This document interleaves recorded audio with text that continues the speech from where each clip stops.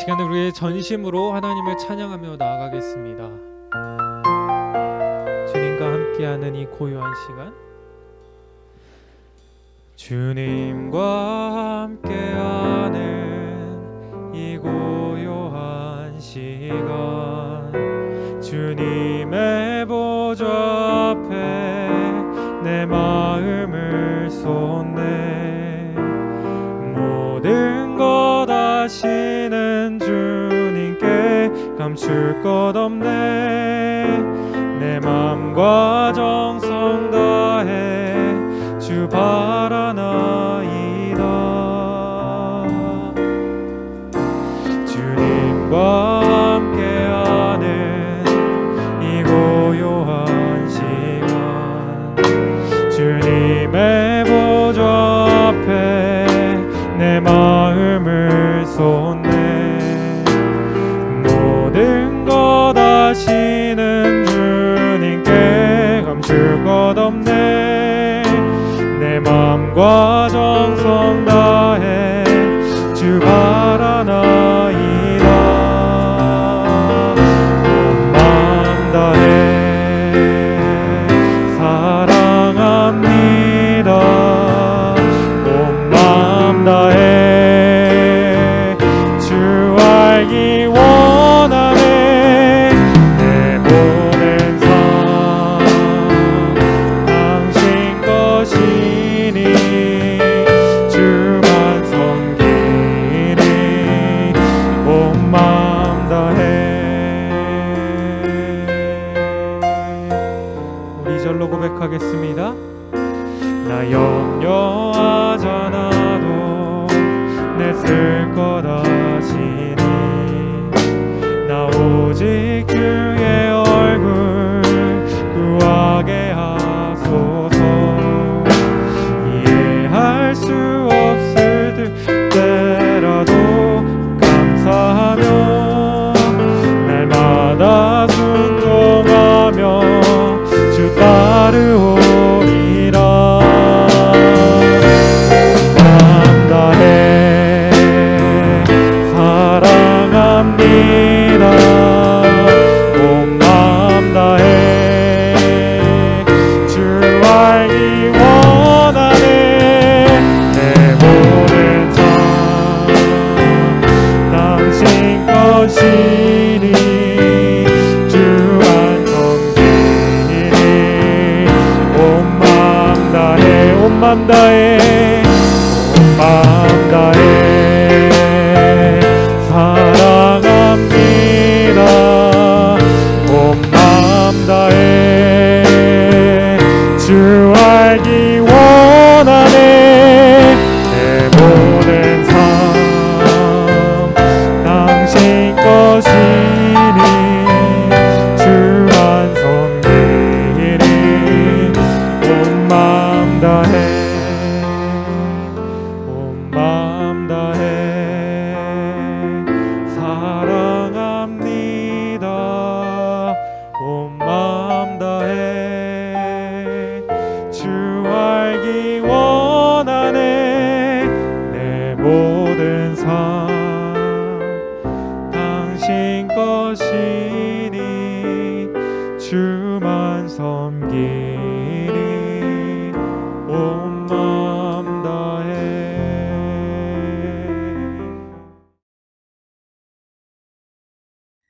한 부자가 있어 자색 옷과 고운 베옷을 입고 날마다 호화롭게 즐기더라. 그런데 나사로라 이름하는 한 거지가 헌데투성이로 그의 대문 앞에 버려진 채 그 부자의 상에서 떨어지는 것으로 배불리려 하매 심지어 개들이 와서 그 헌데를 핥더라.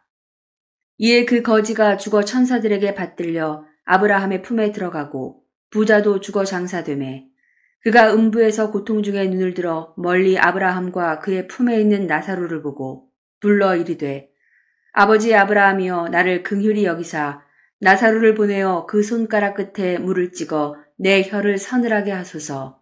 내가 이 불꽃 가운데서 괴로워하나이다.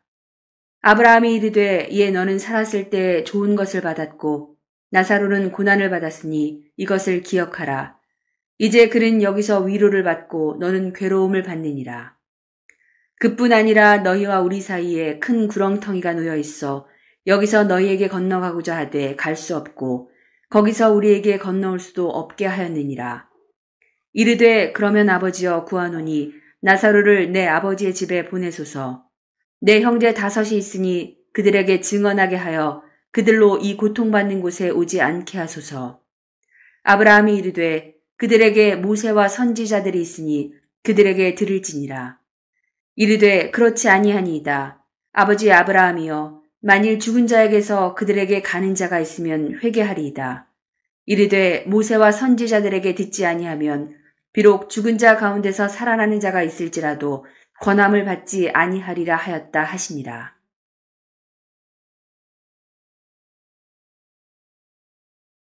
제가 먼저 기도하며 시작하겠습니다. 기도하겠습니다. 하나님 아버지, 오늘은 재물에 관한 우리 주님의 가르침을 들으려고 합니다. 들을 귀 있는 자는 들을지어다 말씀하신 주님의 말씀처럼 저희가 이 시간에 듣는 마음이 있게 하여 주시고 마음으로만 듣지 않고 삶으로 실천하는 지혜도 있게 하여 주시옵소서. 우리 주 예수 그리스도의 이름으로 기도합니다. 아멘. 오늘은 누가복음 16장 19절에서 31절 재물에 관한 가르침이라는 제목으로 함께 말씀 보도록 하겠습니다. 오늘 본문이 속한 누가복음에는 재물과 관련된 가르침이 많이 등장합니다. 재물에 관한 예수님의 가르침들은 다른 복음서, 마태나 마가나 요한 이런 다른 복음서에 등장하지 않는 이 누가복음만의 고유한 내용들이 좀 많은데요. 오늘 본문인 이 16장도 누가복음에만 등장하는 이 특별히 강조된 재물에 관한 교훈이라고 할 수 있습니다. 이 본문에 앞선 1절에서 15절은 영리한 청지기의 비유를 보여줍니다. 이 비유는 세상에 속한 사람이 세상의 일에 지혜롭게 행동한다면 하나님의 백성은 더더구나 하나님의 일에 지혜롭게 행동해야 하고 특히나 재물을 사용하는 데 있어서 하나님의 뜻대로 재물을 관리하지 않으면 그것은 재물을 섬기는 것이나 마찬가지라는 메시지를 전달하고 있습니다.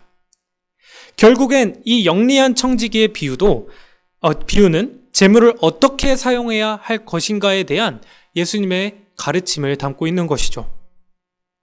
그리고 오늘 본문인 16장 19절에서 31절에서도 마찬가지로 예수님은 재물을 어떻게 사용해야 할 것인가에 대한 가르침을 비유로 주고 계십니다. 그럼 우리 한번 비유를 살펴보도록 할까요? 이 비유는 먼저 재물에 관한 가르침을 비웃은 바리새인들에게 주어진 것이라고 볼 수 있습니다. 앞선 14절의 말씀은 이렇게 말합니다. 바리새인들은 돈을 좋아하는 자들이라 이 모든 것을 듣고 비웃거늘. 지금 1절에서 13절에 나타난 그 예수님의 가르침을 지금 14절에 바리새인들은 비웃고 있습니다. 이 앞의 비유에서 13절까지의 비유에서 예수님은 불의의 재물이라도 하나님의 뜻대로 사용하는 것이 지혜로운 일이라고 말씀하십니다. 이 가르침의 핵심은 이 13절에 드러나죠. 제가 읽겠습니다. 집 하인이 두 주인을 섬길 수 없나니 혹 이를 미워하고 저를 사랑하나 혹 이를 중히 여기고 저를 경히 여길 것임이니라. 너희는 하나님과 재물을 겸하여 섬길 수 없느니라. 재물을 하나님의 뜻대로 관리해야 하고 그렇지 않는다면 그것은 곧 하나님이 아니라 재물을 섬기는 일이다. 예수님은 이렇게 말씀하고 계십니다. 그러나 돈을 사랑했던 바리새인들은 이 예수님의 비유를 듣고 마음속으로는 비웃었다는 것입니다. 왜 이 바리새인들은 예수님의 가르침을 비웃었을까요? 그것은 그들이 하나님과 재물을 대립시키는 이 예수님의 가르침이 틀렸다고 생각했기 때문입니다. 바리새인들은 구약의 말씀에 능통했습니다. 아마도 그들은 신명기 28장 2절에서 19절의 말씀을 자신들의 생각대로 해석하고 적용했을 것입니다. 이 신명기 28장의 말씀은 그 언약의 축복의 말씀과 저주의 말씀이 나오는데 하나님의 말씀에 순종하는 자에게 하나님은 복을 주시고 그렇지 않은 자에게 벌과 저주를 주신다는 이 약속의 말씀이죠. 이 축복의 내용은 이렇습니다. 제가 한번 11절, 12절을 같이 읽겠습니다. 여호와께서 내게 주리라고 내 조상들에게 맹세하신 땅에서 내게 복을 주사 내 몸의 소생과 가축의 새끼와 토지의 소산을 많게 하시며 내 땅이 때에 따라 비를 내리시고 내 손으로 하는 모든 일에 복을 주시리니. 하나님의 말씀을 청종하면 이스라엘 백성들은 복을 받습니다. 땅이 축복을 받아 번성하며 재물이 많아지고 자녀들이 많아질 거라는 축복의 약속입니다.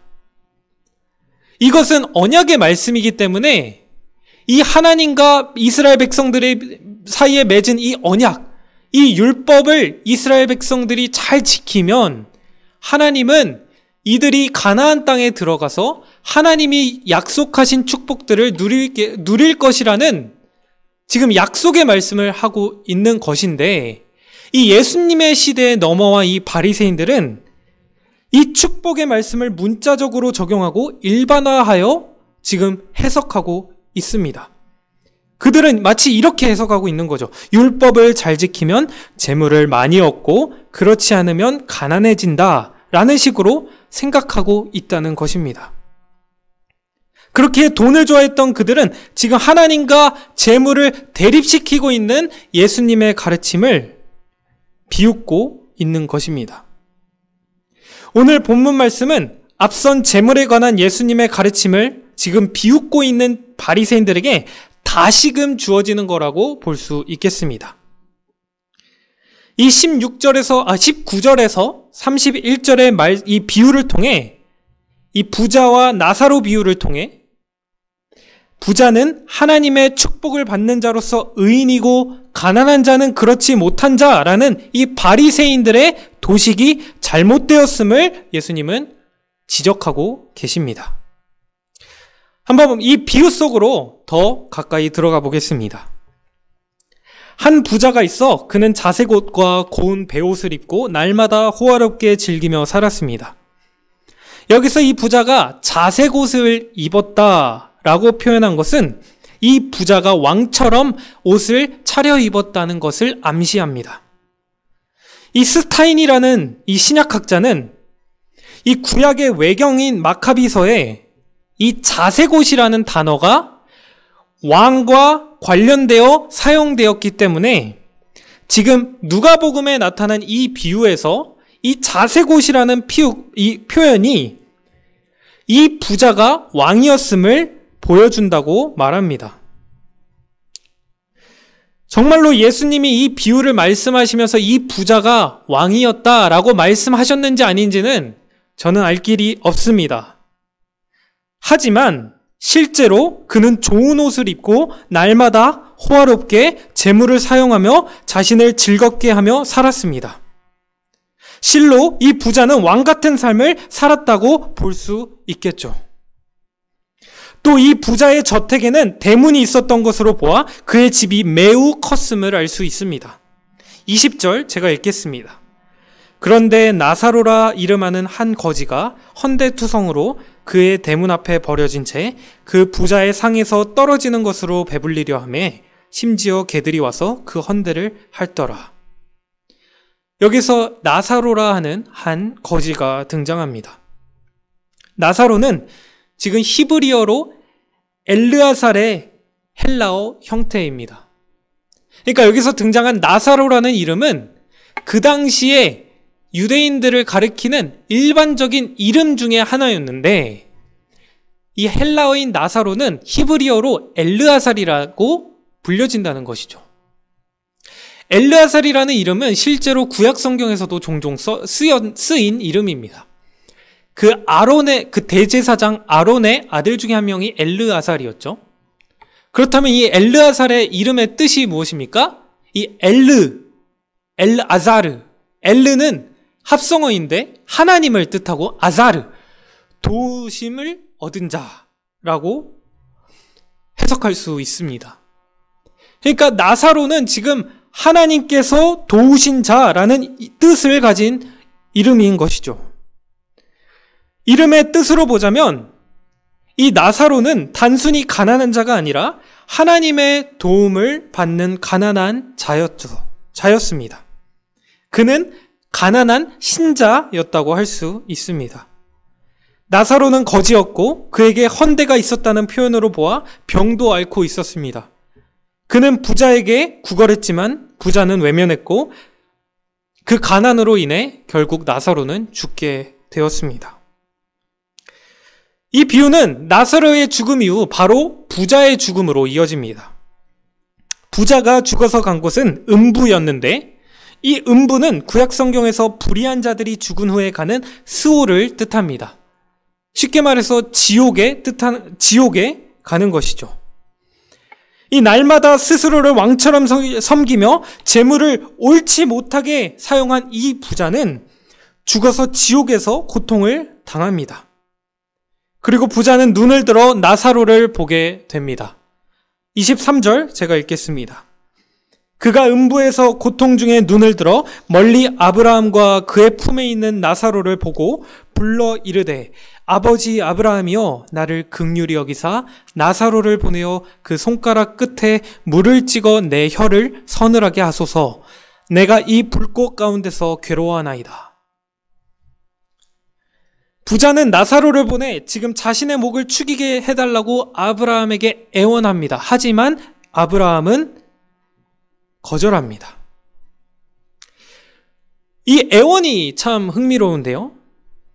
지금 부자는 나사로의 이름을 알고 있고 그 나사로의 이름을 지명하며 아브라함에게 애원하는 것으로 보아 그는 나사로의 죽기 전 비참했던 상황도 알고 있었을 것입니다.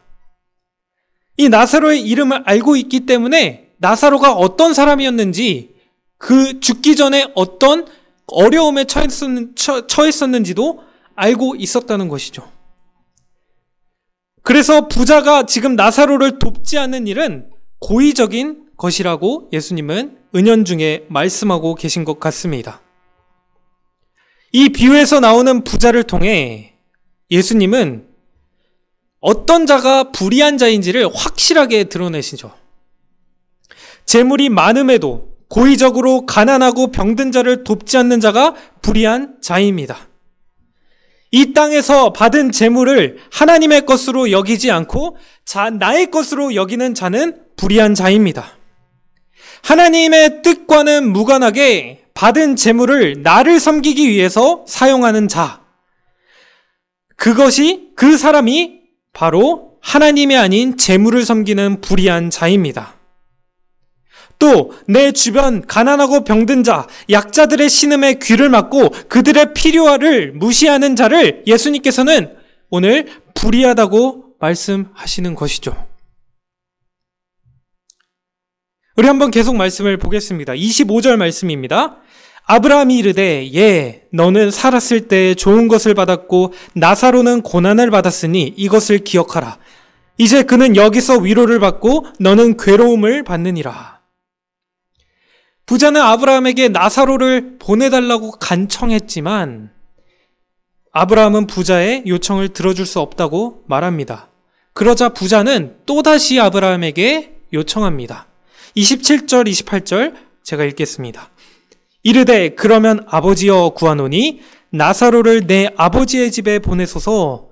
내 형제 5이 있으니 그들에게 증언하게 하여 그들로 이 고통받는 곳에 오지 않게 하소서. 부자는 나사로를 자신의 집으로 보내 자기 형제들에게 증언하여 그들이 지옥에 오지 않게 해달라고 부탁했습니다. 이 나사로가 할 수 있는 증언이 무엇이었을까요? 이 증언이라 함은 죽어서 지옥에 가지 않기 위해 살아있을 때에 가난한 자를 도우라 라고 하는 말일 것입니다.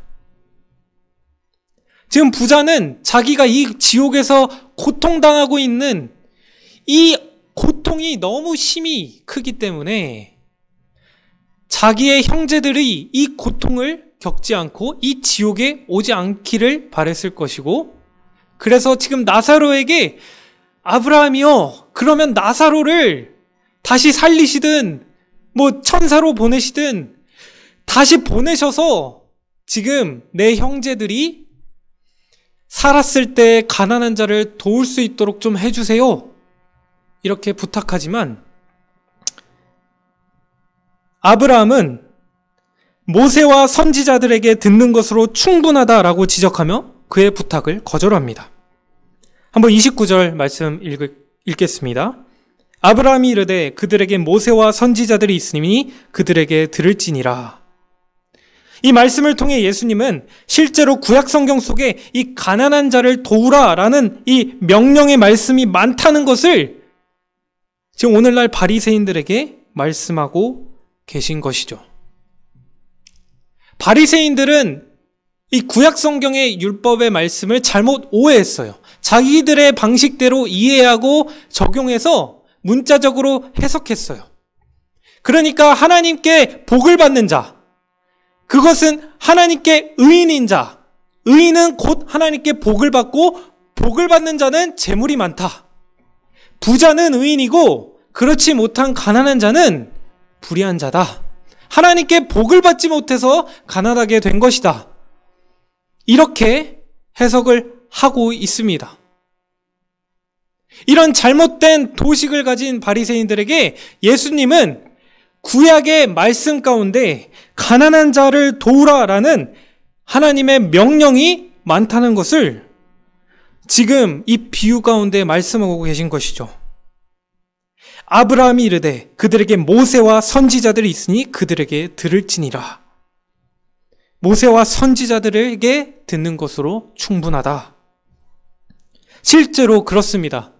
제가 한번 구약 성경의 몇 구절을 인용해 보겠습니다. 출애굽기 22장 21절에서 23절 말씀입니다.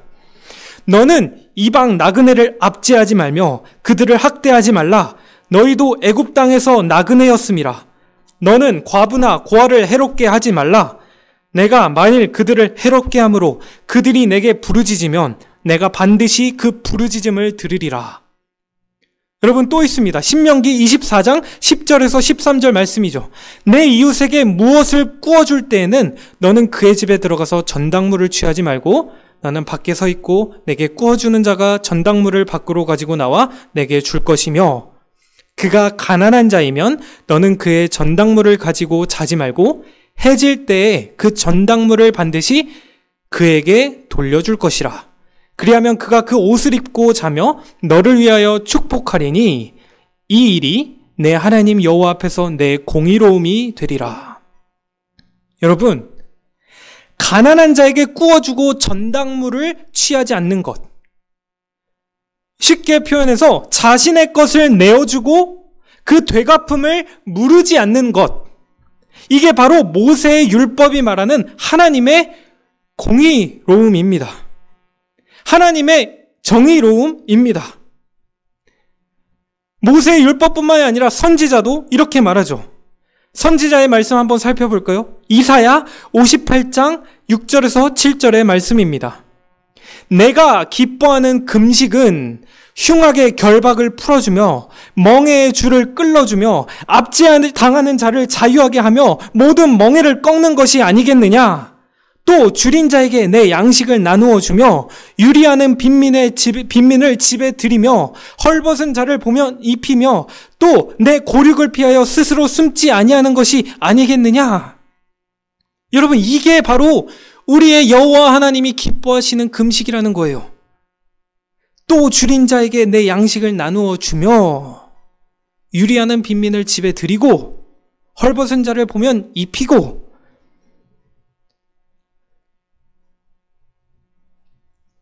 오늘 바리새인들은 구약의 말씀을 제멋대로 이해하고 적용해서 돈을 사랑하는 자신들을 변호하기 위해 성경을 사용했습니다. 그러니까 예수님의 가르침을 속으로는 비웃고 있었던 것입니다. 하나님은 사랑하는 자에게 돈을 많이 주시기 때문에 부자는 의롭고 가난한 자들은 축복받지 못한 불의한 자들이다. 이게 바로 바리새인들의 잘못된 생각이었습니다. 여러분, 우리는 혹시 이 바리새인처럼 생각하고 있지는 않습니까? 성경을 많이 알고 교회를 오래 다녔다고 해서 하나님께 재물을 받는 것이 아닙니다. 하나님께 받은 재물이 많다고 해서 그것이 늘 하나님의 축복이라고 말할 수 없다는 것입니다. 반대로 하나님께 받은 재물이 많지 않다고 해서 그 사람 또한 하나님께서 미워하시는 불의한 자가 아니라는 것도 알아야 합니다. 여러분, 만약 하나님이 우리에게 많은 재물을 주셨다면 그것은 우리를 너무 사랑하시기 때문에 우리 자신을 위해 사용하라고 주신 것이 아니라 그 재물에는 언제나 하나님의 약자들을 섬기라는 사명이 있음을 생각해야 합니다. 여러분, 우리에게 주신 재물에는 언제나 하나님의 사명이 있다는 것이죠. 이 재물은 우리의 것이 아니라 하나님의 것임을 기억하셔야 합니다. 이제 이 비유의 끝을 향해 갑니다. 예수님은 이 비유의 끝을 31절에서 이렇게 마치십니다. 이르되 모세와 선지자들에게 듣지 아니하면 비록 죽은 자 가운데서 살아나는 자가 있을지라도 권함을 받지 아니하리라 하였다 하시니라. 여러분, 이것이 오늘 비유의 결론입니다. 예수님은 재물에 관하여 약자를 섬기라는 구약의 가르침을 따르라고 말씀하시는 거죠. 이 가르침을 듣지 않는 사람들은 죽은 자 가운데서 부활하신 우리 주 예수 그리스도의 가르침도 듣지 않을 것이기 때문입니다. 재물에 관하여 예수님의 가르침은 무엇입니까? 재물에 관한 구약의 가르침을 따르지 않으면 예수님의 가르침은 더더구나 따를 수 없습니다.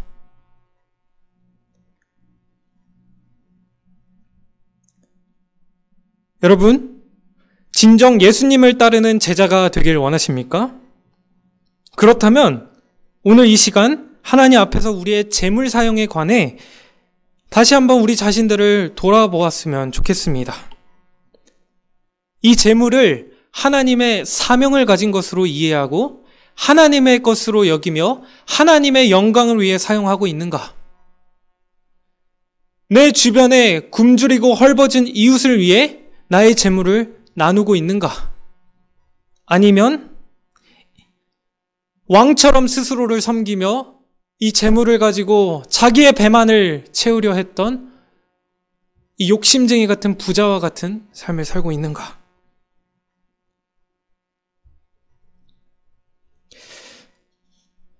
이제 설교를 마치려고 합니다. 마지막으로 저는 우리 교회 성도님들을 칭찬하고 격려하며 좀 여러분들이 지금도 잘 하고 계시다는 이 위로의 말씀을 드리며 좀 설교를 마치면 어떨까 하는데요. 얼마 전 운영위에서 회의한 내용을 목사님께서 이 밴드에 올리셨죠. 코로나 지원기금의 11조로 교회 안팎의 어려운 이웃들을 섬기면 좋을 것 같다는 요청이었습니다. 한 가정의 지정 헌금으로 시작한 운동이 많은 성도님들에게 도전을 주셨고 이것이 많은 헌금의 손길들로 이어지는 것을 저희 모두는 목격했습니다. 이것이 바로 아름다운 선순환이 아닐까 합니다. 정말로 제가 이 광경을 보며 더불어숲 동산교회 성도님들이 너무너무 자랑스러웠고 저 또한 이 교회의 일원이라는 사실 또한 너무 자랑스러웠습니다. 어디 이 코로나 지원기금 이 11조 뿐만이겠습니까? 제가 이 교회를 다니면서 우리 교회에서 했던 그 수많은 이웃을 섬기는 사역들, 지금 우리가 하고 있는 이 공유냉장고도 마찬가지 아니겠습니까? 우리에게 주신 물질과 재물을 하나님의 뜻대로 사용하는 것. 제가 이 하나님의 일들을 우리 성도님들 가운데 발견하며 참 감사한 마음과 더불어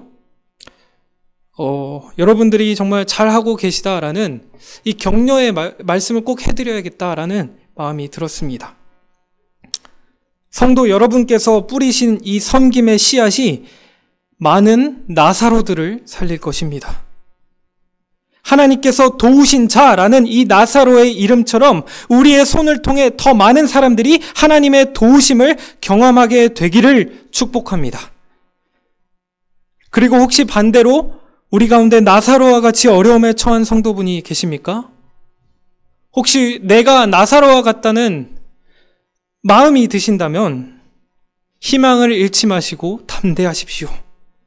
하나님은 결코 어려운 가운데 우리를 홀로 두지 않으시기 때문입니다. 나사로와 같은 여러분도 축복합니다. 우리가 이 말씀을 기억했으면 좋겠습니다. 아브라함이 이르되 너는 살았을 때 좋은 것을 받았고 나사로는 고난을 받았으니 이것을 기억하라. 이제 그는 여기서 위로를 받고 너는 괴로움을 받느니라. 이것을 기억하라. 이제 그는 여기서 위로를 받고 우리의 주님은 우리의 모든 것을 셈하시는 주님이십니다. 이 세상 그 누구도 나의 고통과 괴로움과 나의 가난함과 굶주림을 알아주지 못한다 할지라도 우리 주님은 알고 계십니다. 그리고 우리를 홀로 두지 않으십니다. 우리 가운데 나사로와 같은 분들도 하나님께서 도우신 자라는 그 나사로의 이름이 이 세상 가운데 널리 퍼지도록 넘치도록 우리 주님께서 축복하실 줄로 믿습니다. 우리 다 같이 기도하시겠습니다.